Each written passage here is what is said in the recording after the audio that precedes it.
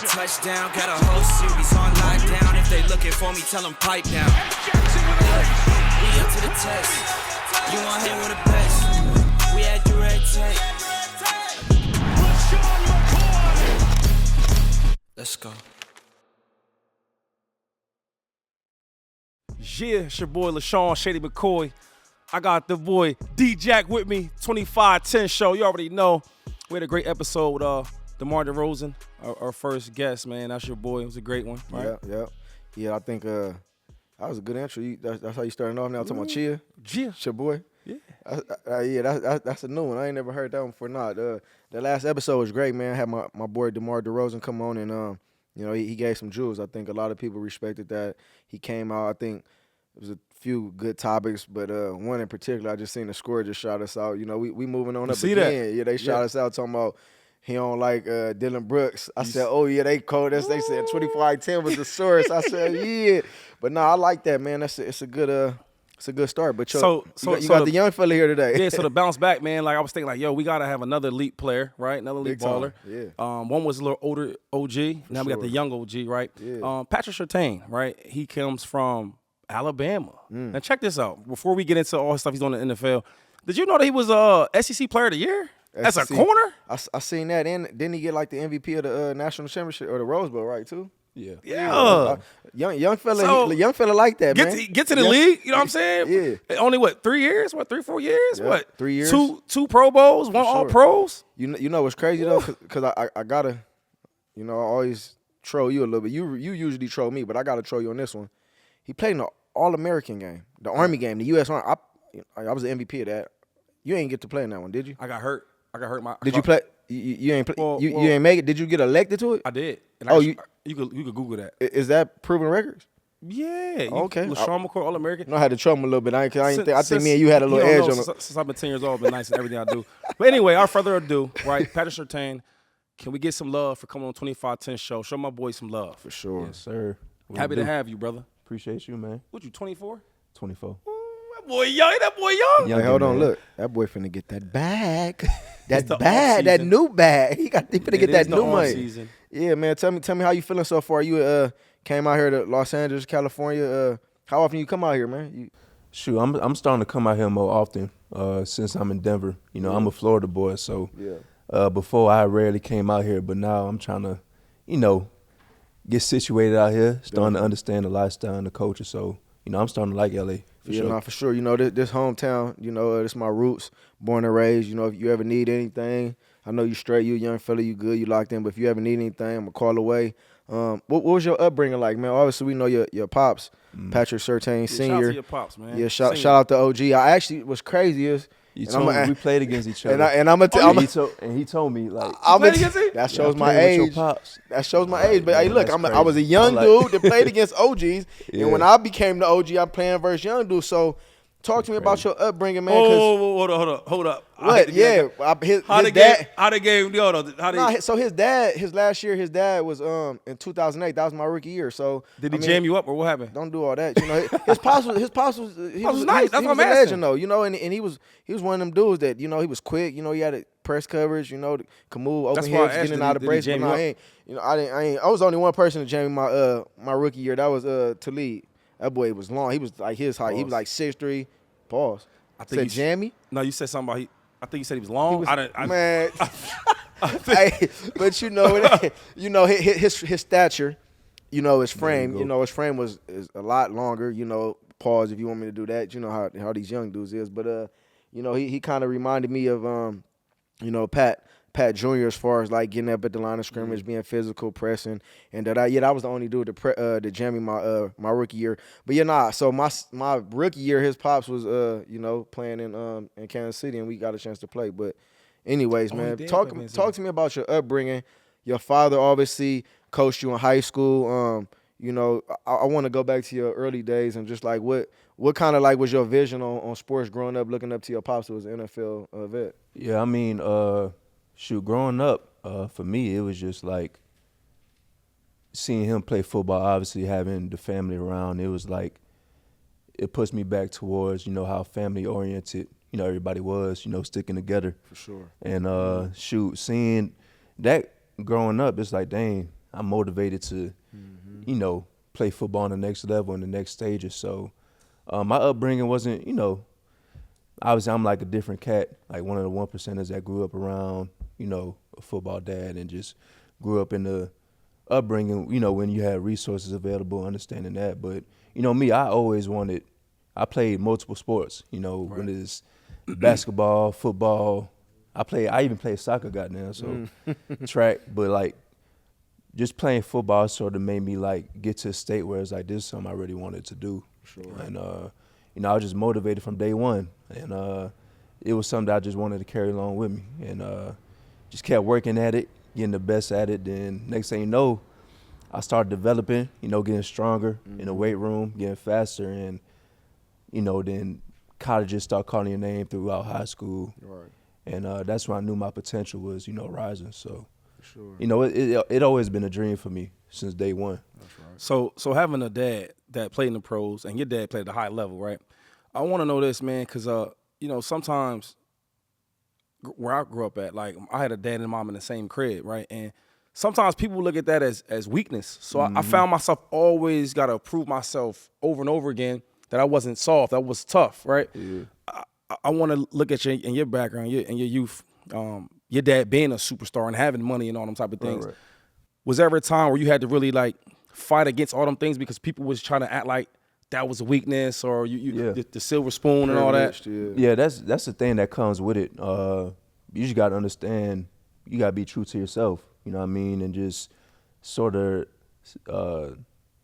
get rid of all that noise, because all that outside noise could, like, really affect your play and affect, you know, your mentality going into it. But at the same time, I realized, like, man, this is something I really wanted to do growing up, and my mentality has always been the same, you know what I mean, just stay calm through the storm, you know, and just attack everything you do at a high level, you know, and that's just one of the things that sort of got me to the stage, which is being true to myself and not listening to the outside noise, because, you know what I mean, it's just a blessing in general to be in this position, you know what I mean, so no matter your upbringing or where you come from, you know, every kid has a dream, you know what I mean, and I just stuck with it, you know what I mean, and one thing, you know, people say is, oh, you got everything handed to you, this and that. You know, my pops, you know, he come from the hood. He come from Magnolia Projects in New Orleans. So, you know, he wasn't no, you know, it was a tough upbringing on me because he knew the standard that it had to take, you know, to reach to that point. And it was tough love from the jump. So once I learned that,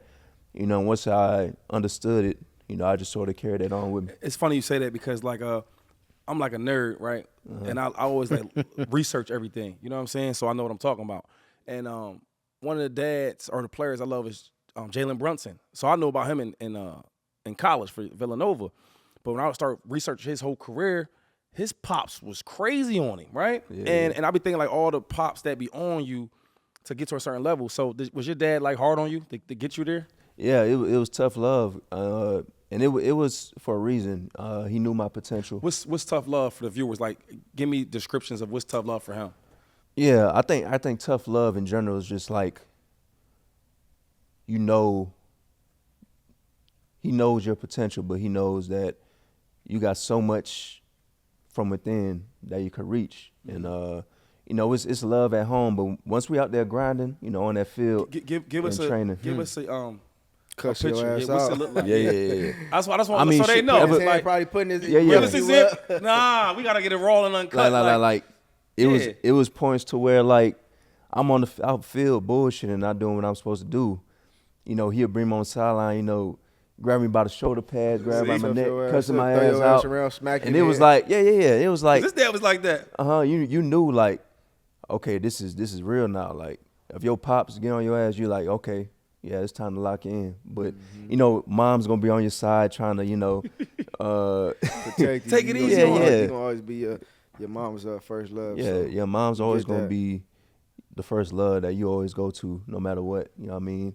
If your dad's just, like, on your ass, you know, you're always going to go to mom's, and mom's going to try to, you know, cater you, do this and that, you know. But dad was just, not saying, like, you know, love is always there, but my dad kept it real with me from the jump, you know what I mean? So nothing. Yeah, ain't sugar-coated. So, you know, once I developed that habit, nothing ain't fazed me for real. You know what I mean?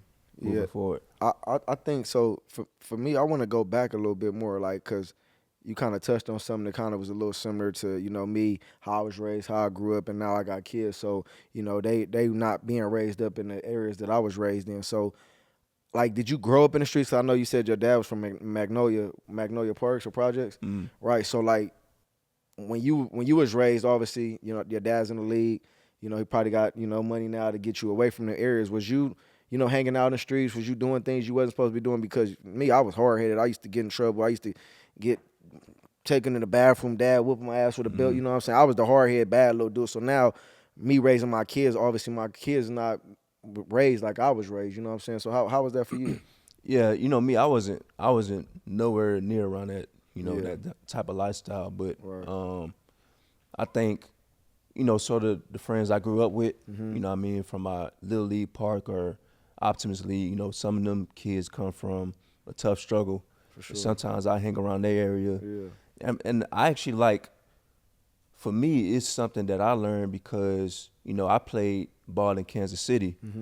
And when I went back to Florida to play ball, it was a completely different, atmosphere and environment. So, even when I started playing park ball, I noticed, these cats are different. They real bred it. Yeah. So, I was like, man, listen, it's either you going to get it or you going to fold. You know what I mean? So I was like, I'm going to stand on 10 toes regardless, you know what I mean? Because I was like, just because they come from a certain lifestyle, I'm also tough-skinned too, just in a different, perspective. So I was like, I just got to make my name for myself and start building on that. And, just being around that environment, I could say, man, I'm honestly blessed to be around that. Because I was in Kansas City, playing just park ball, against the rich suburban kids. I'll just be out here just you're having your way ball, with them. You know what I mean? Probably having your way with them. Then we go to Florida and shit get turned up quick. I really got hit in my was mouth. Was it a big difference of them two? You For hear sure. folks talking Kansas shit. City to Florida? You know what I mean? Yeah. It's a huge difference. Right. Hell yeah. What was it like though? Like for you, obviously high school, right?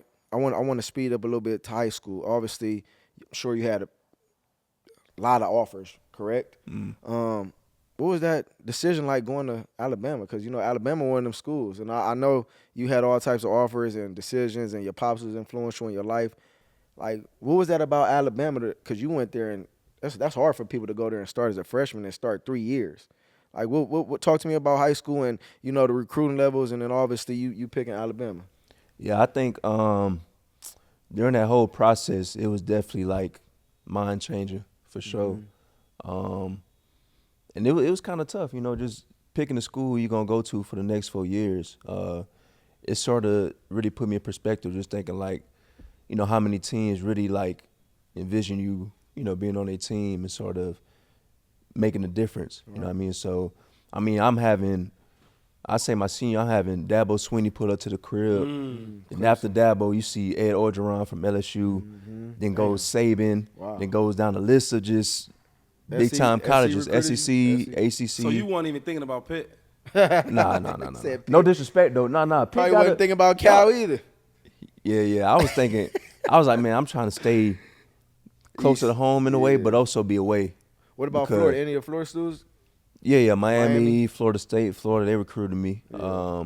I was high on them as well, too. But I think what made me chose Alabama is between Alabama and LSU. Yeah. And I really decided to go to Alabama is really the day of signing day. Right. Because I made my decision, but I still felt like I'm not very sure.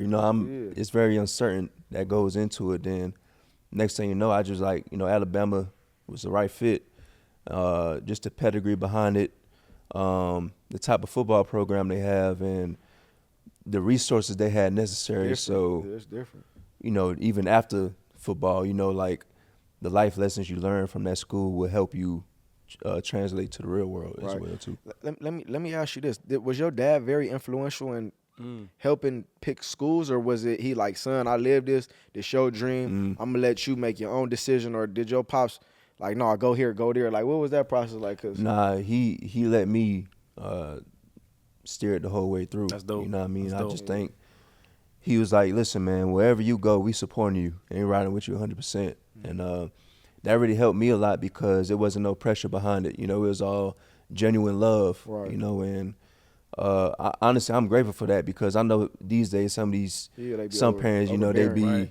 overbearing, and sometimes that be hard. There's so much pressure for a kid, but having parents that's support you wherever you go, no matter what decision you make, I think that's big in that whole stage, in that process. So hold on. So you go from Florida. No, Kansas City. Okay, but he was young, so Kansas City, you go to Yeah, Florida, right? because I was born in Florida. Then obviously when he got traded to the Chiefs, Right. I moved there with him. But that was a quick. Then That was I a moved quick back. one. Yeah, right? It's quick transition. So I'm saying, so Florida for real, and then you go to Alabama Yeah. for college, and you get drafted to the Denver Broncos. Coaches. So you talk about the weather and all that, the climate. Yeah, man. How did that I feel was- though? You know what's crazy? I never knew, like I could have never imagined I was gonna be a Denver Bronco. Right. Cause the whole draft process, believe it or not, I thought I was gonna go to Dallas. It was either Dallas or Carolina.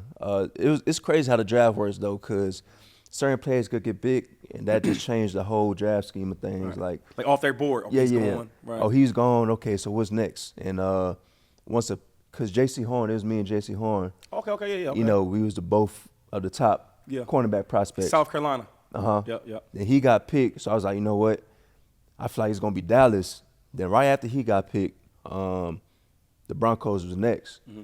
But during that time, I didn't really know much about Denver. Right. You know what I mean? Because we never talked on But the you phone. knew it was cold though, right? Yeah, I knew it was cold. I knew like they got the mountains and shit like that. I'm from Florida. I don't know what the hell going on out here. But like,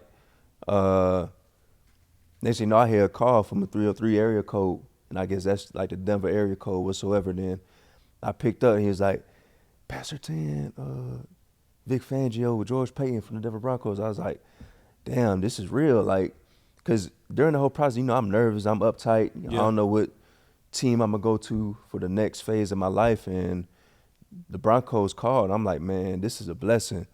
But also, I was like, damn, man, why y'all surprised me like this? Y'all ain't call me. Y'all ain't meet with me the whole time. So it's crazy. That whole process was just cool and a blessing. I'm very fortunate to be a part of it. The transition though from being, because I'm from Pennsylvania, so I played college ball at Pitt. Then I went to the Eagles, right? I went to Buffalo, so I'm used to the cold. I got homeboys that's from the South, and they like, dog.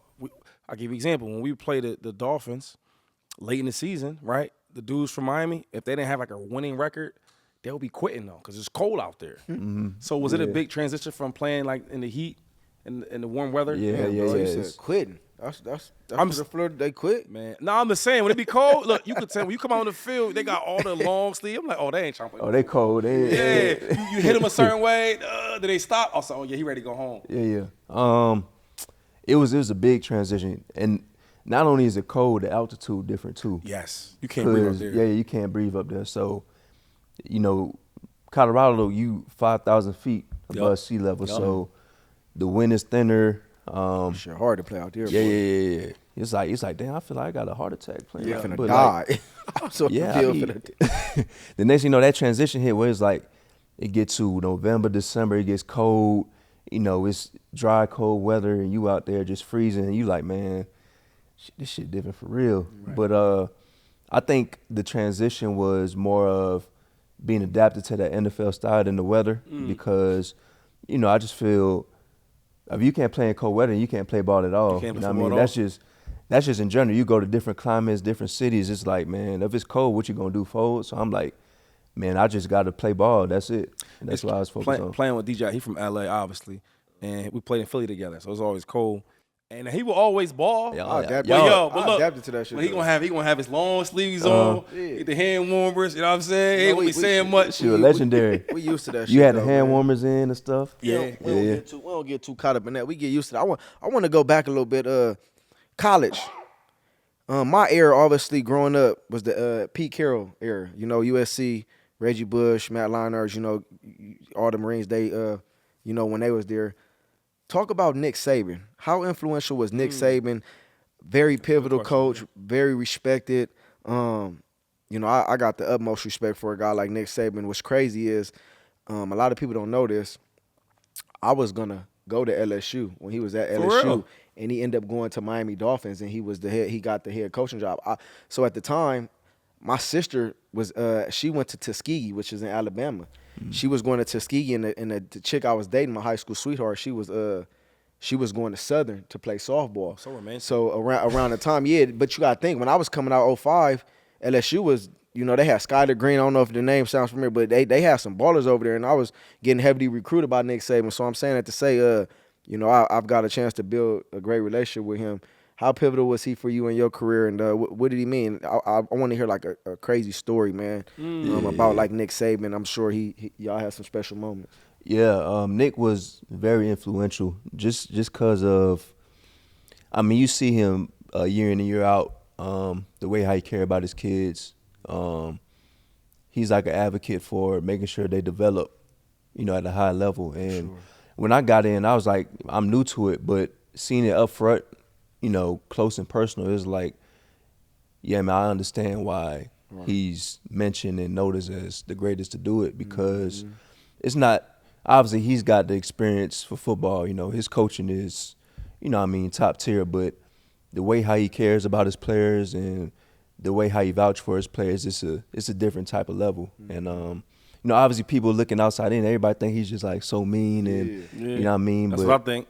It's just so I don't know him, mean, but he and looked like he mean like as a, hell. he like a Bill Belichick. That's the, Yeah, he but in it's- the media, it's- he talking crazy to people. He don't want to. He never gonna give you what you want from him. Yeah. Like, you know what I'm saying? Like I see interviews and they ask a question and blatantly the question is answered like this, and he goes the whole opposite way. Like, I'm not gonna give you what you wanted. Yeah. But I think it just goes to show the care that he had for his players. And protect y'all.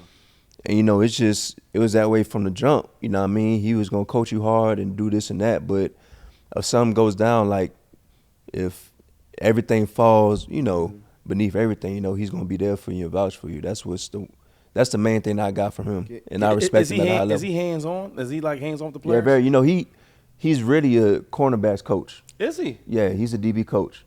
So he was in our room just, we chatting and he doing this and that, and he's teaching us different techniques and this and that. So he's very hands-on when it comes to the DBs for sure. I didn't know that. Give me one memorable story that you're gonna always remember about Nick Saban. Like, what's that one story you got on Nick Saban? I got a bunch, but one that I remember forever. It was in the practice in fall camp, grueling training camp. It's hot out there. You know what I mean? It's humid.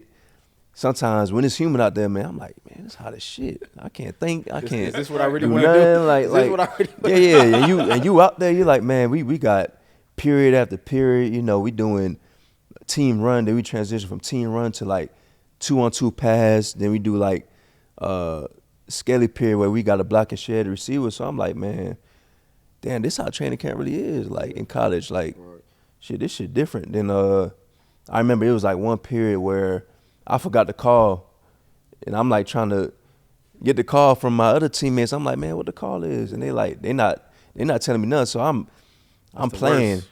I think I'm supposed to carry a receiver vertical. I buzz out to the flat, receiver wide open for a touchdown. I'm like, damn, what happened? Everybody on my ass like, Pat, what the fuck you doing, man? You not locked in, this and that. Then I see Saban, he got that little walk to him. He got like a bucket hat on. Yeah. Next thing I see him slamming on the ground. He's like, God damn it, Patrick. This not the standard that I hold you to, this and that. That's bullshit. You don't know the call. That's how you get benched. I'm like, man, listen. He said that's how you get benched? Yeah. All right. That's how What you year was not this? play. Was your first year? Freshman year. Oh, freshman. Okay. So I'm in there like, man, shoot. Listen, I'm in the heat of the fire, man. I ain't know the play call. Like, my teammates ain't about for me. I'm like, man, shit. Then we in the meeting whatsoever. Then he like try to be all soft tone, all mellow tone. With he like, listen, man, I know your potential. I know what you could do. Yeah. Just know, it's a reason why I did that. So I was like, okay. It made you understand. Yeah. It made me understand. that, It would take me back in the day, just with my pops as well too. We talked about So it was like, yeah, I understand why these coaches are, succeed at a high level. Yeah. But Just you 'cause- need that, though. Like, I like It's that. that tough love. We Like talked about the tough love. Andy Reid probably ain't going to that extent, but he was tough on us, right? But then soon that's over. The coaching part, the teaching part's over. It's love, though, right? Yeah. So that's why I like hearing stuff like that, because there's some coaches that don't know the difference. There's some coaches, Big I won't even facts. get into They won't even think to talk crazy. Yeah. They might look at you and say, hey, all right, I'm gonna see you out of practice. Yeah, it's definitely a difference for sure. Let's speed it up to 2021, man. 9th overall pick, man. Denver Broncos. They call you. I seen you. I was watching the draft. You was fly. Your pops was there. I seen that, hey, though. Hey, boy Okay. had jury on. Pink Said, that boy getting tuxedo, money. you know what I mean? Hey, 9th Shout out my overall, boy man. Brian. Yeah, Taylor 9th, suit. 9th overall. Yeah, you get your shot out in. You know, you heard him. He shot you Yeah. out. Make sure you still getting them suits. You smart. No doubt. Yeah, so 9th overall, man. Draft day, what was that like for you? Obviously, I know you worked so hard, putting all the preparation into, and the dedication to, pouring it all into football. You got that call, man. What was that like for you? It was a great experience for me. It was very fulfilling. Just knowing you got family around you, family and friends that's there to support you, but also knowing like, man, your life gonna change forever. Like, this is a very important call. Like, and I was like, I'm just in the draft room waiting in the green room. I'm like, man, this is really happening. This is what you dreamed of since you was, a little kid. Yeah, legit. You know what I mean? Since you're high, just playing football in the backyard, you know what I mean? Playing football with your friends and your homeboys, and just now you realize you're in the moment, and it's about to be a life-changing experience. So I'm in the green room with my family, and I'm just sitting there like nervous, antsy a little bit, because obviously you waiting for that call and you don't know what team is going to be. Maybe you have an idea. I got to stop you there real quick, because did you think you was going top 5? Did you feel like you was going a little sooner than that, or? I sort of knew, like, we had a heavy quarterback class in that time, so I felt like between 5 and 10 was the realistic, mark. But I knew it was gonna be top 10 from the jump, because I knew it was gonna be the Cowboys or it's gonna be a team before. Right. And I was thinking like Cowboys or Panthers, but during that period, you see the draft go by, his name called, this person's name called, so you're like, okay, my time coming close. Then J.C. Horn, his name got called. Panthers. Panthers. Then I'm like, okay, my name got to be next, or next 2 picks, this me. So I'm like, I'm lifting in my chair. I'm all nervous. I'm rubbing my hands together. I'm sweating a little bit. I'm like, man, family come close. I'm like, shoot, this it for real. Then next thing I hear the phone ring. Boom, 303 area code, Denver Broncos. 303. Listen, Pastor Tan, Denver Broncos.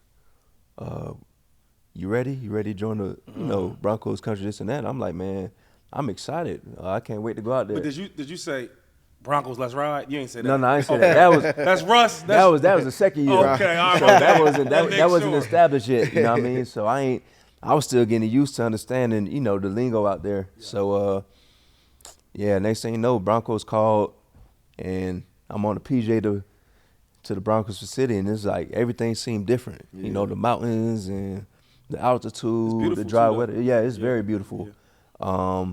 So I get used to this a little bit. Then I met with the coaches, and then everything was cool from there on up. So let me ask you this. So it's obviously the Broncos. In your rookie year, which people don't know, well, they should. You probably could have got a Pro Bowl year your rookie year, though. Because I feel like you made everybody aware of who you was, right, from your game. A lot of players, they get a lot of credit for either the market they play in or the stuff they do outside of the field. But yours is on the field. I want to ask you, in your rookie year, who was probably the hardest matchup or the hardest game that you can recall? Rookie year, Because I remember watching you like, damn, this young dude making plays. That's a rookie. I was very confident, early on. You know what I mean? Because I knew, what I had in me. You know what I mean? So I really was locked in every game. But I remember one week we played the Ravens. Lamar Jackson, them boys. They was hot. They was on fire, and it was one of those games where it was like your rookie year moment where okay, I'm a rookie. Yeah, I'm a rookie. Coming at you. You get humbled. Yeah, okay. They come, yeah. Was that I think I was against Sammy Watkins. Oh, Sammy Watkins. Sammy. Okay, I played with Sammy. And Sammy was an OG, so I I'm going against Sammy, this and that. And it was like he was very crafty. He could run still. Not like how he used to, but he could still run, you know what I mean? But Strong hands. Strong hands, crafty, getting in and out of his break smooth. So I remember the first couple plays, they started attacking me early. Me and him was going at it. Trying you. Yeah, Okay. trying me. So next thing you know, I'm in there like on the island with him, and I'm like, yeah, I'm locked in. Yeah. I'm on the island with Sammy Walker, so Lamar, he's starting to sort of key in on that, like, okay, let's test the rookie out a little bit. So I make some plays here and there. Then next thing you know, they started feasting, like eating. I'm like, man, what the fuck I'm doing? Like, I'm on the sideline throwing my helmet. I'm like, I'm not locked in, man. I need to lock in. So Sammy was making some plays? yeah, he's making some plays. Okay. You know what I mean? Some crucial plays too, like converting third downs, converting the chain, move the chains, this and that. So it was one of those humbling moments for sure. Those games that really like brought me back. It's like, okay, I'm a rookie. This is a game where I like learn from it and grow from it for sure. What routes he's beating you on? I know you remember. Yeah. Of course I remember. You remember I told you just the message. No, because I've been there. I've been a rookie where I'm like, yo, I can tell you what linebackers beat me, what he's beat. What I'm talking about isolation, like 4-yard slants. I missed a tackle. He converted for another 15, 10 yards. Like one of those. They get up like, and spin the ball and all that. Yeah, first down. But Sammy wasn't. Nah, he was chill. He was humble about it. But he just move on to the next. Like, hey, backside again. Let's feast on this young bull. You know what I mean? But I was like, you know what? I had my battles where I was like, I'm locked in. I make my plays too. But I was like, it was one of those moments where they was attacking me throughout the game. Welcome to the NFL, for they call Yeah, it. welcome to the NFL. So let's switch it though, real quick. So okay, that was the time where you was getting beat on, right? Welcome to the NFL. We all been there. What's the time as a rookie you like, yo, I really belong here. Like I'm gonna be that dude. As a rookie, I had 2 picks against the Chargers. Who's that? One That for quarterback was Herbert. Herbert. Ooh, Yeah. okay. Keenan Allen. Who was it on? Yeah, who was it on? First Mike one Williams? in the red zone. I was locked in. Like I'm talking about, I was strapped in for sure. He's locked in me. I'm locking down. Like, I'm locking down. That's like the mentality you gotta have in the corner though, man. for sure. I was really locked in. Like so, that was like, I think that was like my coming together party for sure. Like when I really put the league on notice, because before I had my picks and this and that, but like nobody wasn't really like noticing. Right. Then like that week going forward, I felt it, like I felt like a sense of energy sort of like touched my body. I'm like, yeah, man, this about to be one of them ones, because I prepared the right way that week. You know what I mean? In the NFL, you got to really like hone in on your opponent and study them. Because you had a good matchup. Yeah, They got yeah, some yeah, wide yeah. receivers over there. So I'm going against Keenan Allen, still at the top of his game. Crafty. You know what I mean? Crafty, route runner, got great hands. So I'm locked in on him. Then they got Mike Williams as well too. Big boy. Yep. Big boy, going up top, great ball skills, this and that. So I was like, I definitely got a matchup ahead of me. So it was like second quarter, boom, I'm locked in. Justin Herbert roll out in the red zone. I'm like sitting, I'm sort of baiting him and throwing it. Catch a pick in the red zone, got the crowd turned, everybody turned. But it was still a close game. Right. So then fourth quarter come, it was one of them pivotal moments where it was like, okay, we need to make a play. So Justin Herbert dropped back, throws a pass, tip ball, boom, catch it, crib it 76 yards. Then I hit my little touchdown celly. Next thing you know, I was like, yeah, I'm on the radar now. Did you celebrate? Yeah. Okay. I hit like a little it's like a little New Orleans dance, like I forgot the name of it, but it was like a dance that I gained, from social media obviously. But yeah, I was lit then and there. So that's a good thing. So let's talk about it, man. Let the people at home know, man. What is it like? Because also I'm a receiver. I like to score on DBs. You know what I'm saying? I go over top. Score them 60-yard, 80-yard bombs. Yeah.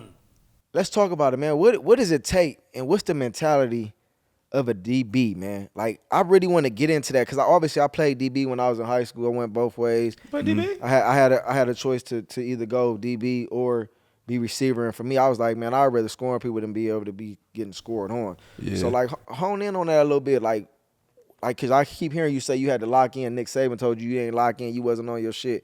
Like, what is that like as a DB, bro? Because receivers, we got subs in and out. You know what I'm saying? We going 90, 80 yards, running the deep route. Then we get somebody coming in fresh legs. Like, speak on that aspect of a DB. Like, what does it take, and what do you feel like makes you special about your craft that has you where you at and being one of the top DBs in the NFL? Yeah, like you said, like I say the difference is comparing to nowadays, like everybody want to be a receiver and score touchdowns, and make the big time plays. But I think the difference is playing cornerback and taking on that challenge to cover the best athletes in the world, week in and week out. And I sort of took on that chance. I was like, because growing up, cornerback wasn't like my position. You know what I mean? I wanted to play running back and receiver, this and that. Yeah. You know, Little League, I was scoring touchdowns, scoring the ball. Like, I was a Little League legend for sure, back where I'm from. So it was like transition to DB is like, okay, you know you ain't going to probably get the big-time plays. You know, fans ain't going to be noticing like that. But it's like it's different when you able to, like, lock down the opposing team's number one.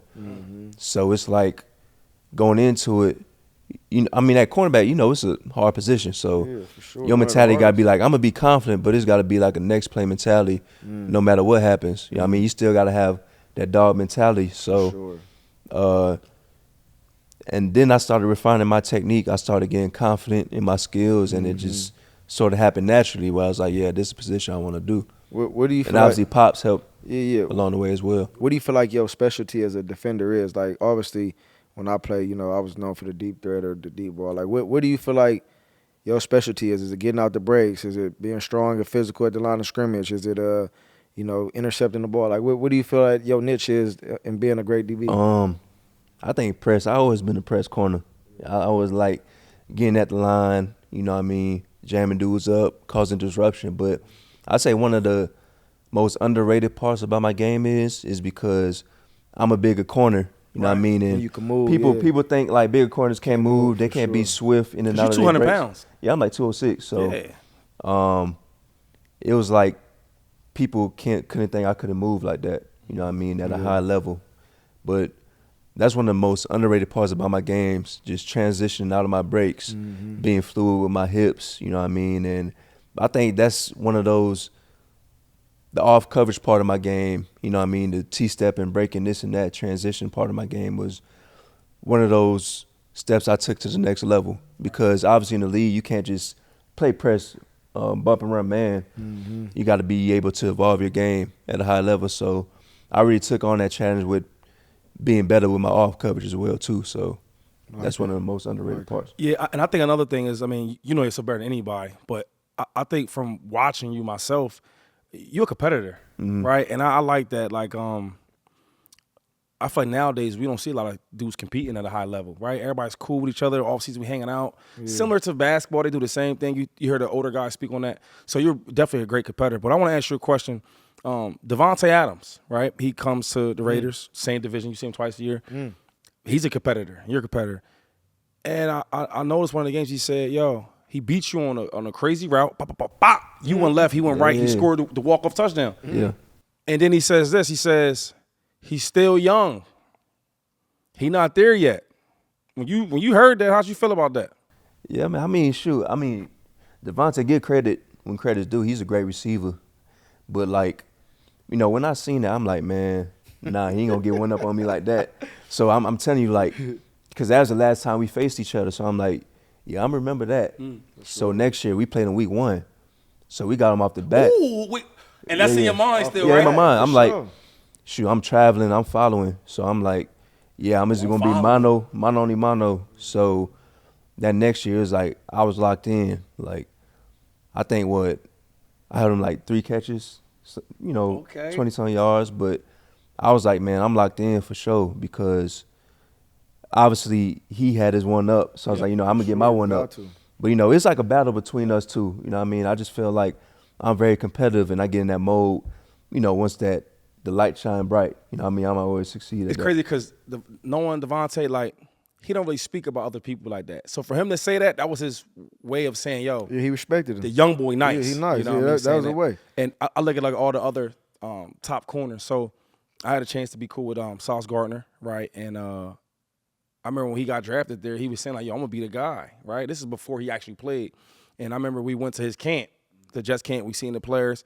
And the first thing I noticed about him is, well, the second thing I noticed is he's tall as hell as a corner. Like, damn, he's tall. The second thing is, like, yo, he competes. That's one thing I look at y'all, too, is like, yo, y'all compete the same. But when you watch y'all tape, y'all both like that. And I feel like the world don't give you that credit like they give him. And I was thinking it's more because of the market part of it, right? Being in New York. Yeah. And playing in New York, you won't get that type of credit. Sure. So I want to ask you, is like, why is it that you feel like you don't get the credit that you deserve? I think outside of football, Okay. my personality is different. I don't really try to bring the attention upon me for real. You know what I mean? I always stayed, humble in my own ways, but also I know what my game is. Right. You know what I mean? I let my play do the talking. You know what I mean? Not discrediting him, you know what I mean? Because I feel like He's a good player. our Right. personality is different Yep. in a way. So I think like social media definitely rallies him up for sure. Just because I'm more of a quiet dude, Yeah. I'm laid back, chill. But when I'm on that field, it's like a different mindset. I'm like a different animal. So that's just a difference for sure. But I think we both really like set the tone for the league. Like 2 young players coming in For and sure. setting the tone. So Do you watch your other peers? Like how they? Yeah, for sure. So, I don't know if you did. You probably did, but I would watch other running backs. At my time, it was like Jamal Charles, Adrian Peterson, on dudes. I would watch what they do to see who's having a better year and all that. So with Sauce, do you compare that at all? yeah, I like his game. I like Saul's game. I think both of us like got the same type of build. We both tall, Right. physical, could run fast, lengthy. Then I also like watching other corners like Jalen Johnson. He had a great year from the Bears. Yes, he did. I know. Yep, nice. Snead. Slot dude. Yep. 33, Yeah. Snead I from the felt like Chiefs. Snead had the best year this year, in my opinion. The way he played. Man, so They played. fuck all the nice guy shit. Who the best corner in the league right now? Because, I mean, Yeah. I hear a whole lot of running around the topic. We want to get to – we got Sauce Gardner coming in 2 weeks. You know how he get. And we talking about the personalities. I played against you. I respect your game. Who's the best corner in the league right now? I mean, me. it's your Me, for platform. sure. You on 25-10 for the win. Yeah. We want to know. The people want to know. It's me for sure. I mean, I'm always go in the building saying I'm the best corner. You know what I mean? But No what matter makes you the best corner, though? And right now, you think- got a lobby. People don't know why you feel Patrick Surtain Jr. says he's the best corner in the league. What is that reason? Right. I think just what I do on a consistent basis. I think my team in general like trust me to follow the best receiver and really like follow him one-on-one. You know what I mean? Lock in and lock him down, and that's what I do at a high level consistently. That's what I do. I respect You know what I mean? that. And I really believe that for sure. I mean, not many guys travel like that and do it at a high level. So I think I really do that at an efficient level for sure. And you take that on too. You ain't running from that. Yeah, I ain't running from it. I accept every That's a challenge. lot. That's a hard task though. I ain't gonna You know lie. what I mean? Like, No matter- Follow like that? To follow inside slot, and nowadays the Tyreek Hills, all these offensive coordinators setting up these plays, running the motion, going Yeah. that way, then going back and 100 yards of the field. That That's shit is real. hard, bro. So for you to say that, I respect you for that. I got 2 questions for you. So who do you love gearing up versus? Like, you know what I'm saying? Like this week, we got this team coming on the calendar. Like, who is that where you like, and I know we spoke on Devontae Adams a little bit, but like, who is that where you like, you check the calendar and you like, oh yeah, like this going to be one of the ones. Is there any receivers like that you like, you can't wait to face, or, you know what I'm saying, you geared up every time you see them on the roster? I wouldn't say receiving. I'll say one team though. Who that? That always, you got the Chiefs. Chiefs? They in our division every year, so we play them twice a year. And obviously they got the bragging rights right now, you know what I mean, going back-to-back Super Bowls. So every time you see the Chiefs, on the schedule, it's like, okay, it's time. Circle that, yeah. Yeah. You know what time it is already. So, I mean, and they got the up number for sure. I mean, Patrick Mahomes doing his thing. I mean, they team as a whole, they do it consistently year in and year out. Right. You know what I mean? That's what we trying to get to. We trying to get to that mark and reaching that next level. Let me ask you this, because I tried to get something out of you, and I seen you didn't really give me what I wanted out of you. So I'm gonna go back a little bit, because I gotta I gotta nudge you a little bit. Is that the mentality of a corner though? Because it's like you ain't really want to say like, oh yeah, I want to play, or I look forward to playing Devontae, or I look forward to playing Keenan Allen or Tyreek Hill. Like, is that the corner mentality in you, where it's just like whoever on the schedule, we strapping up and this what we on? Or is it more like you don't feel the need because whatever it is, they got to come see you anyway? What's that mentality? Yeah, That's you basically hit it that's on the it. mark. You know what I mean? Ain't no need to really feed into that. You know what I mean? Don't make it love bigger that. than what it is. You know what I mean? I mean, shoot, they got to gear up the same way you do, and they got to line up against you. So watch this right here then. So is there any receivers you see where you like, I don't want to face them? Nah, But this the reason why I'm gonna say that too, because it's certain players where you like, damn, I gotta chase this motherfucker around, I gotta do this, I gotta do this. I'll say, like it's certain, you know what I'm saying? It's gonna give you a run for your money. It's like I don't feel like doing it. I gotta chase him and do all it's receivers where you like, man, okay, I need to lock in this week. So when you, for instance, when you say Tyreek Hill, that motherfucker, you better be on that track meet. You better on that track meet. You better get your and gears running. But y'all way different heights too, though. I'm thinking about that because I played with Tyreek. He little and you 6'2", like That's the thing. See, people think like you don't want to press Tyreek, but you do want to press him because if you let him get that free access, that free release, is over with. And obviously, like Speed guy, like you was fast motherfucker as well too. So it's like. It's like you want to, against those guys, you want to get up and challenge them at least, cause disruption. Because if you give them free access, shoot, you running for your life. You know what I mean? Tyreek strong making too, it the track meet. Yeah. They got them plays and all that. Well, he don't got them no more. Dolphins made him motion into a play, so he already go at full speed. Hold up. He got momentum. Time out. You see McDaniel? That's why now it's hitting me now. I wasn't doing that. They put 70 points on them boys. Yeah. They put 70. Killed him. Nobody said that. Because you know why? He getting in motion. He running full speed. He leaving from one position, going all the way to the other side. When he got to chase him, he's at a disadvantage. But like, I got to ask you, though, because it ain't all you, right? You got 10 other dudes. How did it feel getting 70 on y'all, though? It felt like demoralizing. Like, you go in there, like, you thinking, shoot, I'm going back home. I'm going back to the crib. So I'm like, I got to put on a show. Right. You know what I mean? My family out there, they watching. Then you look at the scoreboard, you see it's like 30-something to 6, second quarter. Second quarter. And I'm in there like, wait, what's going on? This the league. Like, I know the Dolphins, like, they was good, but like, shoot, we good as well too. Damn. So What it's about the sideline though? Man, when they got the 50 they points. done. Hold on, when they got the 50 points though. No, but it's crazy was we still felt like, okay, we confident enough to come back. Man, hell no, man, that's cap. I swear. Who do you think you talking to? Man, I think look. He was like, no, not when it was 50. All right. When it was like about 20, 30, maybe like 20 17, okay, we need to 30. lock in this and that. Then the football guys like, hell no, y'all go. That's the miracle of Meadowland. We was down, but we wasn't down though. Yeah, we was not going to to 50. Nah, that was one of them games where you look back on, it's like, nah, bro. So now you do play. I think it's like a wake up call. You play Patrick Mahomes twice a year, right? So I want to just change the conversation a little bit with the quarterbacks. You see, they getting all the money now. Everything is about the quarterbacks, and you play Herbert twice a year, so you know what talented quarterbacks look like. What makes Patrick Mahomes so special? First of all, if you want to just say special, just what he does, like, I just think his ability to throw the football, you know what I mean, and put it in the places and just, you know, the no looks, the side-on throws that he do, you know, effortless. I think that's just a talent itself. But I think Mahomes is just a competitor as well, too. He's a competitor, yeah. A high competitor, and, you know, he'll do whatever it takes to win. And I see that drive, like, week in and week out. Like, I mentioned the game we beat him when he threw like 5 picks against us.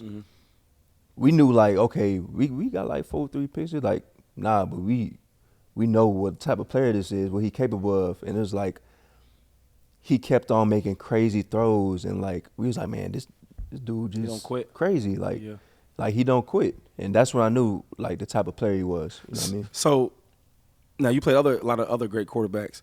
Would you say Patrick Mahomes is the most talented quarterback you've faced? Definitely. Definitely is? Yeah. Okay. I mean, I see it with my own eyes. I'll just be like, the stuff that you see in person, like, people can watch it on TV, but when you see it in person, right, and the stuff that he do is, like, crazy to me. You know what I mean? He could be 10 yards, 15 yards in the backfield, and he could just make a throw on the money. Yeah. Lays it out, like, it's crazy. I want to ask you one more question, but before we leave the Broncos conversation. Sean Payton, I know Sean personally, and hell of a coach. I will say that since he stepped off of TV to the league, right, he had to get knock the rust off a little bit, right? I watched him the way he coached, and I know how type of coach he is. I want to ask you, what you think Sean Payton has to do, man, to get back to winning football for the Broncos? Because you got a whole new roster now, new quarterback, new wide receivers. He need Drew Brees. I want to say that. Is Bo Nix like Drew Brees? I mean, that's the only way I see it. I mean, he need because Russell Wilson wasn't his style of quarterback. I mean, I could say it. We're not going to put him in a position to say that, but I feel like he definitely needs that quarterback that can control the game to specifically what he likes to do. And I don't know. Let's talk on that. Is Bo Nix, you think, can be in that position for a guy like I think Sean Bo Payton? Nix got the right composure. He got the right traits to sort of, fill in that role they're looking for. I mean, I see it in OTAs right now. I mean, he's making throws that make it seem like it look effortless too. You know what I mean? I think he's very confident, at the early stage of his career right now, from early on. But, I'm not going to put that much pressure on him. Obviously, you say Drew Brees, that's a different level of things to reach to. But I think he for sure got the potential to sort of, change the way how, the offense roll. You know what I mean? And we got talent on the perimeter too. Yeah, no, so definitely. I already know them boys gonna do what they need to do. Yeah, so based off of last year, right? Y'all had we talked briefly. Y'all had start off kind of rocky, shaky, then y'all kind of pick it up, go on a little winning streak. From last year to this year's team, what do you see the difference is, and how do you feel like this year, 2024? Like, what does y'all envision? Like, what do y'all see out of this year? Do y'all feel like y'all have that much of a better year than last year? Or you think this is going to be one of them years where you have a rookie quarterback coming in and you're still, like, trying to build and try to figure it out? Like, what's the prediction for the 2024 Denver Broncos? Yeah, a lot of people feel like, this is a rebuilding year, but I'm like, nah, we ain't falling into that trap. I think this year is where we prove people wrong and we going week in and week out, and become that underdog favorite. So, like that. I think this year we really going, Shock the world. Yeah, shock the world. And make that predictions. next step run. You know what I mean? That's some big predictions right there. Yeah. And I think our schedules fit that out perfectly. You know what I mean? I think we got a chance to really like put the league on notice, early on in the schedule. What's been the difference though? Because you saying that, right? But I just want to like. I get that. You could say it, but you got to do it. Why you at doing the that? same You bashing time. them because off the season? No. I'm just saying because like. You talked about their defense though too. No, but I'm saying that was like just such a generic like answer. My thing is like, from you saying that, and I believe you because I believe the type of player you are. But like, what's gonna be the difference? You get what I'm saying? The difference is, shoot, every Sunday knowing that we the best team out there. You know what I mean? No matter what. But not only that, but I think it just starts like right now, seeing what type of team we're gonna be on the field. You know what I mean? Not just talk about it. Not just say this to the media, but actually doing it day in and day out. You know what I mean? Seeing what type of team we're going to be. And I think, honestly, we're a young team, talented team, but we all hungry. You know what I mean? We got young cats coming in, ready to play and ready to compete at a high level, and that's what you need. From Sean Payton's standpoint, because he is a winner, right? He's been winning his whole career. Has he changed the whole culture, you think, of the Broncos? Yeah, for sure. I mean, I think he knows what it takes to win at a high level. His resume speaks for itself. Obviously, he had Super Bowls under his, his career. Yeah.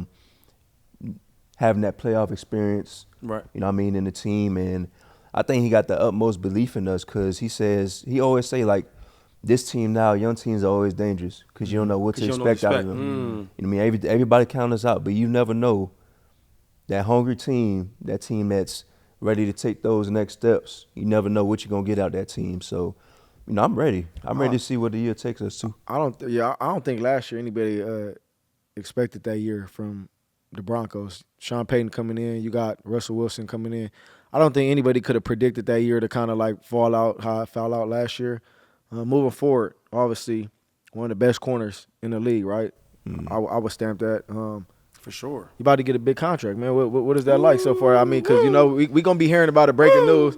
We right here on 2510 first and foremost, man. Talk to me. Are you guys talking? Do you feel good about that? Is that somewhere you want to be in the long term? Like, what do you feel about for that? sure. It's always a blessing to, build generational wealth, obviously. And, just to build that for your family, but also to change your life and your family life, you know what I mean? So I just think when I look at it, it's like, man, I'm right there. I'm one step closer. I just got to put my mindset into grind mode to know, like, I could fully, like, secure this bag that's coming up, you know what I mean? So that's definitely something I'm looking forward to, you know what I mean? Because it's life-changing in general for everybody. Did you hear that? I know you heard trade. that. Yeah, it was news. I was It was so it was mad. news Nah, for for sure. sure. Damn. It was I thought news. we had him. It was Yeah, news I for mean, sure. you never know in them situations, but I feel like they've shown that, they picked up your 5th-year option, obviously. They've shown that they want you there. For So I sure. think in good faith, I think it will happen.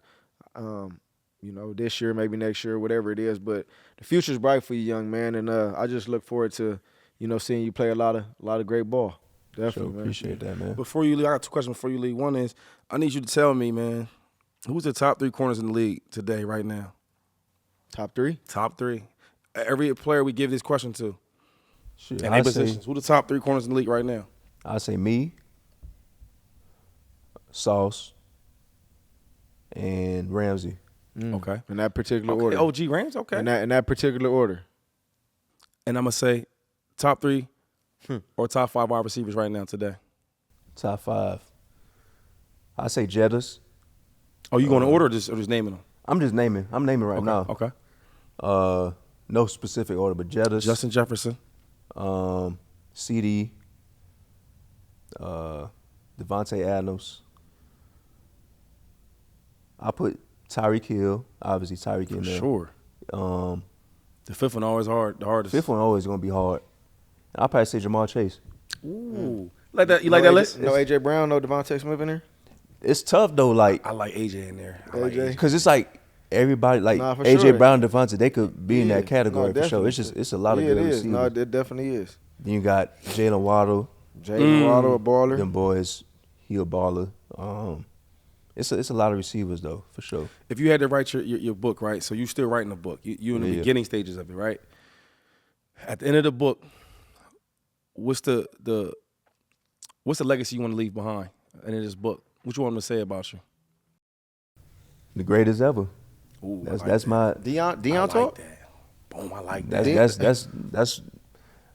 that's what I set for myself. Like when I write my goals, that's what I always picture myself as being the greatest ever to do it, to reach that status for The sure. greatest, I like that all the Greatest time. of all time. And he gonna get paid like the greatest. You know what I'm saying? He gonna be he top said- tier. So, yeah, that's Deion talk, though. Hey, wait, before we leave with the money talk, right? Because I know conscious is big, and you had a dad that made money and played at a high level. Mm-hmm. Did he ever teach you about like financial literacy a little bit since he already had money and now you about to get the big bag? Like, Yeah, he always taught me financial literacy. Just understanding the value the money, brings value you. for dollar. Knowing how to invest, knowing how to save, this and that, knowing what you could build on using your money with, what I mean, those type of things. And obviously having a dad like that is obviously a blessing because, just learning that from an early age, in the early stage of your life, you now you're in the position to do those things and you know what's right from wrong because you learned that at an early So you ain't buying no age of crazy life. big ass chains and all that when you got No, your I son? spent my money on that. something. What was the first big purchase you got? I was going to ask you that. I know we kind of got moved around. What was the first big purchase after you went 9th overall? Shoot, I spent it on the GLE. Okay. Cash it out? Mercedes, Cash it out? yeah. Cash it out. Yeah. I don't want no payments on it. Nah, I ain't doing no monthly payments on it. No, But see, a none of GLE that. wasn't No crazy. car That loans. was about 200, buck 80. It wasn't that 225. Yeah. Wasn't Not that even crazy? that. Nah. Like Maybe 130. Yeah, but you got that out the way real quick. Yeah, out the But way. does your pops, was he like, yo, you got this money, don't go crazy on it, or he lets you do your thing? Now he always tell me don't go crazy on it. That's dope. Cause he told me, I live that lifestyle. I live, having all these exotic cars and having this and that. 'Cause you seen it. On jury, yeah, I seen you it. seen it. So I'm like, and he tell me all the time, like, yeah, just spend your money wisely because those materialistic things, they don't add value to you. You know what I mean? The valuable things is what you do, investing your money into, whether it's real estate or building a business, entrepreneurship and stuff like that. You know what I mean? Because over time, you want to build. Football doesn't last forever. It don't. You know what I mean? And that money could go gone like quick like this. So invest in your money and investing money into good spaces. That's what he's always told me. Shout out to Pops, man. I like that, man. I want to go on the inspirational. I know we about to close it out here. Yep. 25-10 for the win. I know you're young, 24, right? 24. What? And this is for all the young boys and girls sitting at home right now. What is something? Like I said, I know you're still young. What is something that you'll tell the younger Pat, when just on some advice, like what is something you would tell the younger Pat? Just now you're getting older and you're in the league and you're conquering what you want. Like, what is it something you could give somebody at home sitting there watching this episode on something like just some gems you could give somebody or the younger Pat? Yeah. I would just say keep going. It's a process. The journey doesn't stop. Where you at. It's always levels to it. Whether it's you transition into a point in your life where you're like, okay, I don't know where this is gonna bring me to, or you at a stage where you feel, you appreciate everything, and you at a stage where you feel comfortable at it. It's always levels to it, and always stay consistent. Never get complacent. Always be diligent towards your craft, and I think that'll lead you to even greater heights and levels for sure. That's bars right there. That's That is bars. bars right Before we leave. Take a pick, man. I need to know who your favorite person up here on this mural is, man. We got a lot. We got a lot of I legends. spectated before I got on set, though. Yeah. For sure. We got a lot of legends up there, man. Make sure you stay close to the mic when you let them know who you rocking with, man. Number one, who you got all time? Nah, it's a legendary portrait for sure. I'm gonna have to go with Kobe though. Yeah, Kobe Bean. That's a great answer. Kobe Bean. Love that answer. Kobe Bean. Hey, the realest ever, man. Cold, for Kobe, sure. killer mama Forever mentality, legend. baby. Sign us out. So, Pat, let me ask you, what does Alabama football look without Nick Saban? Obviously, it's a new era. Do you think they will uphold the legacy? Do you think they will still be in the college playoffs? Do you think they still will win college championships? Man, yeah, Nick Saban was the heart and soul of that program over there, man. What does that look like for y'all? Sure, it definitely changes the whole, program as far as just what he's accomplished there, Saban, his pedigree and what he's known for out there. I think it definitely changes that. And obviously, I don't think people should expect. I think the new coach that they got knows how to win, but I don't think people should expect for him to withhold, that mark that he's done, because that's his own separate journey, his own separate mark. So, but I think Bama would do some great things for sure. Obviously, coach come from Washington, he knows how to win, he knows what it looks like. So, I don't think it's gonna be a fall off between that. But Saban, when you talk about the greatest of all time, I really believe that. And obviously it's gonna be different without him in the building. But I'm looking forward to see what they do. For sure. Can I ask you this? So my opinion is, I feel, because I don't know Nick Saban, right? He didn't even recruit me. I don't know nothing about him. But when you came to Alabama, your freshman year, you started, right? Mm. You had other All-Americans in your freshman class? Yeah. Right. Most of the times they do. I feel like since the NIL has changed college football, Alabama not getting all the top players like they used to get, right? So now it's like a fair playing field now. And I feel like once that happened, Nick Saban left. And I'm asking you how you feel about that, because when he started arguing about the money, he started arguing about Fisher from Texas A&M. He's arguing with them. I'm thinking like, you never will argue with him. You bigger than him, so it's like you ain't gonna beat me. Then you kind of little tabs at DeSean, right? He got the top recruits and all that, and then this player is going to this team, and he started making a big deal about it. So I'm thinking like, damn, you've been the best for all this time, getting all the top athletes. And then soon it changes, and when you look at Alabama's roster, and the wide receivers don't look like the Alabama wide receivers, and then you leave. So I want to ask you, do you think some of that some of the reason why he left is because of that? I'm not getting the top dudes like I'm used to getting. I think it plays a part into it. Okay, that's real. I think NIL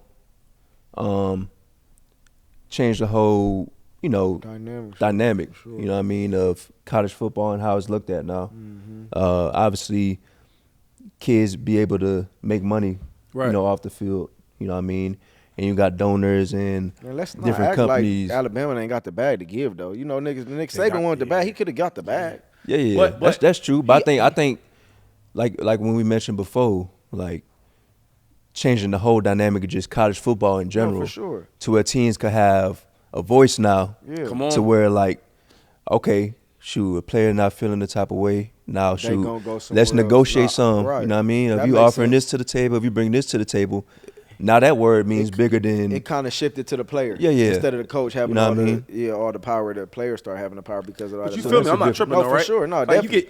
they It's get the all power. the It's the top power. dudes. It's the power of the NIL money Yeah. going from the coaches usually to Nick Saban's. Can't no player dictate anything. I'm Nick Saban. You said what? I'm gonna bench you. But now the NIL space, all this money's being thrown around. Oh, you did? I'm going somewhere else. Because I feel like Nick Saban's smart. He got out of there, right? He left high. But he is older too, though, bro. Oh, Yeah, they coach all old. I'm just. Bill Belichick, listen. He older. He got up out Hold of up. there. When him and Tom Brady couldn't figure that out, he should have left. Because now Legacy. we see the real Bill But I mean, Belichick. I mean, it's safe to say, but something great, something great always gonna have to come to an end. One day or another, it's gonna always not for Nick Saban. something great Not for Nick for Saban. anybody. You know, as crazy for as it anybody. sounds, like nobody ever thought Saban like would retire. We probably thought Saban would coach forever until he like Man, physically all great things must come can't to an do end. it. But LeBron, like LeBron, look at LeBron. You love LeBron. He's declining. He need to get up out of LA. We don't want him there no more. So you keep talking. Hey, get us back. Let's get, hey, look, before we let you lead, all right? It I is the said finals. it. What's your even though it is 1-0 Celtics, what's your finals prediction? I like Celtics Celtics. taking it in 6, Damn, Celtics. 6? 6 or 5. And if you could play in the NBA, what position would you play? Strapped up, Nah, shooting guard. You strapped. can shoot? Yeah, man. So Like you threes? you think you could beat him 1-on-1? Yeah, I'm dead ass. I got my at him. Jordans in the Look, car. look at him. I told him. Look, boy. You hoop though? I do everything good. Yeah. Okay, bro. You ain't I gotta see- see it. Yeah, I got you. Yeah, look. I'll show you some tape. Hey, so let me. Martin Rose, I had to show Nah, him my nah, tape. so- Now, I ain't gonna Like say Kyrie. I ain't gonna say I'm a average 30 or 10. You know what I mean? I'm gonna average like a good little 15. See, that's what 10 I'm saying. for 5. When they did all that basketball, football stuff, like now imagine LeBron. Who else they talked about? Playing wide receiver. He's 6'2". He gonna lock them dudes up. You know what I mean? But they think because they more skilled, they should just be starting and being So you think he stars. can get in front of Kyrie right now and Look. make a difference? Hey, wide receiver. Hell no. I'm On the talking about basketball. in I'm basketball. saying- I'm talking about on the basketball court. You I think ain't you can get in gonna- front of I ain't Kyrie gonna- right I ain't now? gonna say- I ain't gonna Exactly. say that. I ain't You gonna think say you that. get in front of Kyrie Russell- different. You think you get in front of Russell Kyrie Westbrook different. right now? Kyrie That different. go Them bang on you. Yeah, I'm saying now when you get to that topic of NBA players Playing football. transition Yeah, to that's NFL, different. Yeah, that's a little harder. I think it's harder but I don't think it's gonna be that hard for them to transition because they're already athletic. You know, what I mean? they're like, very more skilled athletic. than we are, They're though. very yeah, very they're more skilled than we 6'7". But I'm just saying, even if LeBron at 6'8", Yeah. playing wide out, just because you 6'2", Ain't nobody like, stopping but you gotta LeBron at move up. receiver though. But now that's what we get. Like Who when gonna the stop NBA players LeBron? put the pads on, everybody start hitting. He don't want to get That's hit. a different dynamic. Yeah, he yeah. don't want to get hit. That's a different dynamic. Basketball players is not physical. They do not want to get hit. But That's But all. imagine LeBron at tight end 6'8", Oh, yeah. 260. Yeah, no nobody That's gonna Man, hit they're him. gonna be tearing his ass up, hitting his leg, hitting his knees. different, though. I'll give you a story, yo. Hitting his Yo, ass. look. He said just Different, lay though. his knees. Yeah. D-Jack, right? Big threat, speed and all that. So sometimes I get a carry, right? I'm bouncing out to the outside, you know what I mean? And as I'm running, right, he's blocking, kind of. Him and the quarterback, they just playing this game. You know what y'all be doing. And as I'm running, I'm about to take off. He kind of see me, feel me? He get out the way, like, oh. So him and the quarterback, they running with each other. I'm like, look at this crazy shit. That let me know, like, yo. we on the same page. We like, hey, So look. now imagine a dude from basketball coming over there.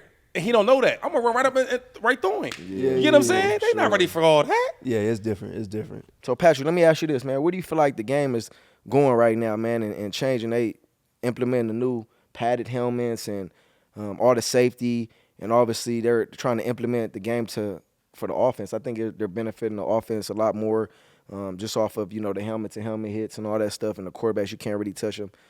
Where do you feel like the game is changing to now? Because I damn near feel like it's flag football. When we was growing up, Flag football. it's damn near like flag It's not football. flag It's football. damn near like flag football, bro. This man right now, if I'm he gonna say that. wanted to just go hit somebody crazy and however he wanted to hit him, bro, it's gonna be a penalty. It's gonna be a flag. He gonna get that FedEx envelope. So talk to me on that, without getting too, spicy, because you got an image to protect out here. I don't want the NFL finding you. Honestly, like, what do you feel on the game and where it's going to as far as safety? I think when the game evolves over time, obviously people have their resource or they do their research on certain things. But I think when they shift the dynamic to player safety, I just think obviously it's for the good and the better. Yes, I it mean, is. You know what I mean? It's obviously a way how to protect players. You know what I mean? Because obviously football is a physical sport. But then at the same time, it's like Talk to me. I don't think it's. You talk about player safety, but I think defenders have to guard up and make sure they protecting the offense. That's how you get hurt. Yeah. And that's how things you sort of feel hesitant in making Your decision. a tackle to where you used to or accustomed to. Now you got to play within their rules. Right. You know what I mean? And you feel like, man, I'm not playing my play style, this and that. Mm-hmm. So it feel like it's pros and cons to it for sure. But, I mean, I get where the NFL is heading to it, but I also don't get to the point where it's like, okay, we playing football, but if you having guys sort of feel like you got to protect other players, that's not fair to them as well, too. You know what I mean? So Now, right now, it is OTAs, and it's still early, so I'm not saying they're going to win a Super Bowl today or MVP. But right now in OTAs, who's the best player on the offense that you've seen? Shoot, right now, I'd say Bo Nix. He's been showing rookie. out. He's been showing out for sure. Okay, Bo Nix. Bonus, He been making some. He showing you some no look passes yet? Yeah. He didn't hit He you. confident. He didn't. I haven't been practicing yet. You know He what I didn't mean? complete a deep one on you. Hey, Over top. no. Pause. He ain't complete nothing. No, that's not. I haven't been practicing yet. Oh, you I get ain't back in practicing. minicamp though, Okay, so I'm gonna alright. see for sure. Oh, so you on that vet But shit? from- You chilling right now? Or you hurt? Nah, I had a little Ain't surgery nothing whatsoever. serious. Nothing Okay, that but you crazy. good though. Scoped Ain't out. nothing too serious. My boy gonna be ready. Yeah, I'll be ready. So there you have it, man. Another great episode on 25-10 for the win. Got the young homie Patrick Surtain Jr. in the building, man. Appreciate your time, bro. Yep. I got the one and only Shady McCoy. Hey, man, welcome to Death Row. Like, follow, subscribe. You never know who's going to come through and bless us, man. Salute to all y'all out there, man. Blessings. Let's get it. Yeah, okay. 4-0 when I touch down. Got a whole series on lockdown. If they looking for me, tell them pipe down. Look, we up to the test. You want hang with the best. We had direct tech. Let's go.